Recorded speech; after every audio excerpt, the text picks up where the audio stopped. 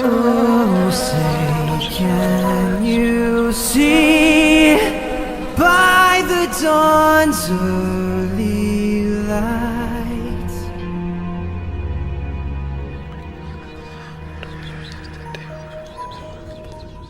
How's it hanging, boys and girls? Welcome to my American Horror Story Cult After Show. I don't know about you guys, but that episode had me stressed the fuck out the entire time. I gotta be honest, I don't think there was a single moment when I was watching the show that I wasn't running a million conspiracy theories in my mind. Like, I honestly am convinced that the entire town is out to get Sarah Paulson. I said this last week, I think that the therapist is somehow in on this shit, and in some moments I was kind of convinced that maybe Ivy was in on it too. I don't want to believe that some of these clown situations are in Allie's head. I'm convinced that it is actually happening in real time, and in some cases the only way that can be true is if someone on the inside is letting them in. And both times the only one that was around was the wife, so I don't know. Anyway, I guess I should probably talk about the episode, hey? First of all, before I talk about the episode, Mary Cherry, popular. If you know it, I vibes with you. I think the actress's name is Leslie Grossman. Don't quote me on that, I'm pretty sure though. And she is playing the next door neighbor. And you're damn right that I think the neighbors are in on this shit too, okay? They're just conveniently beekeepers. You gotta be morbid as fuck to move into a house right after a murder was committed in there. But at the same time, I kinda like her and her husband. They're quirky and they're sketchy as fuck, but I like them.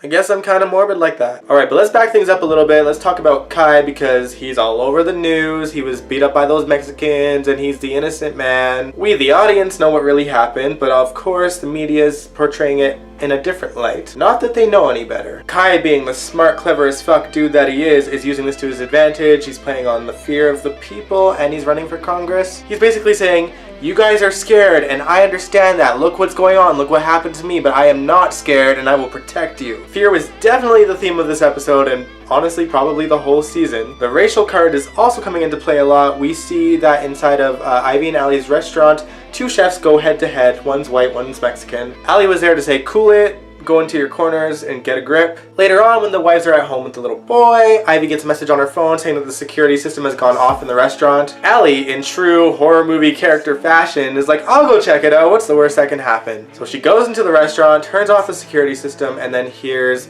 just creepy noises kind of happening. Cut to Allie finding the white man hanging off of a meat hook, followed by that classic Sarah Paulson scream that I know and I love, and I'm here for it every single season, and I know y'all are too. That poor woman tried to get him down and ended up killing him by accident, and it only made her more paranoid. She started putting up a big security system inside of her house. The therapist came in just to see how she's doing, and obviously she is not fine. In fact, she is 100% paranoid, so much so that she went over to the neighbor's house knowing that they have a gun collection and borrowed one. Not unbeknownst to them, like they straight up like let her borrow it. What could go wrong? Stay tuned. She then gets another unexpected visit from the Congress runner himself, Kai. He also does a really good job at playing on her fears and shakes her up just a little bit. And y'all caught that, right? When he said that, oh, these security systems are new. Now, another thing that I should mention at this point is that they have now hired Winter as a full-time live-in nanny. So she is in on everything now. She even got the little kid to pinky swear so that all of his fear would go right to her.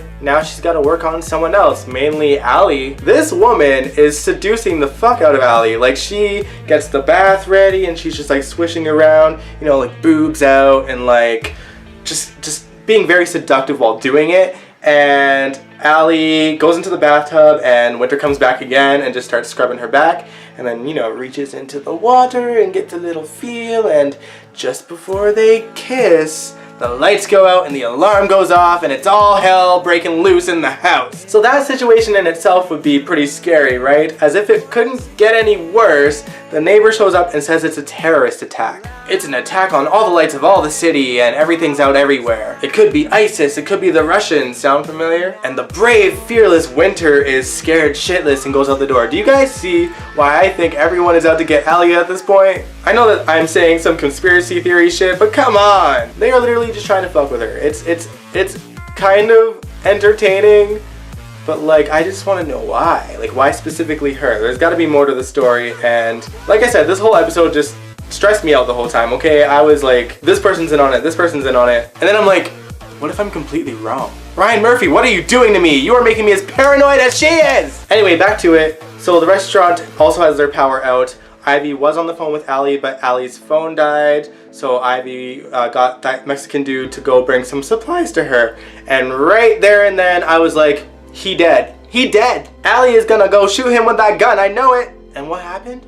Boom, he's dead. Y'all, like this episode just, like I said, it stressed me out. I liked it. I'm giving it 4 twisty heads out of 5. But y'all need to start telling me what's what so I can rest these conspiracy theories in my head, okay? So what I'd like to know is what your guys' theories are. Is this all in Allie's head? Is some of it in her head? Or is this all really happening to her? Do you guys think that Kai is specifically going right after Allie for any particular reason? Or are we only seeing this particular part of the story and he's actually doing this to a lot of people? With that said, I'm going to end this video right here. If you enjoyed this video, make sure you give it a big old thumbs up. And you can subscribe if you want to. Like I said, I ain't gonna make you do it. Just join me! And I will catch you guys next week.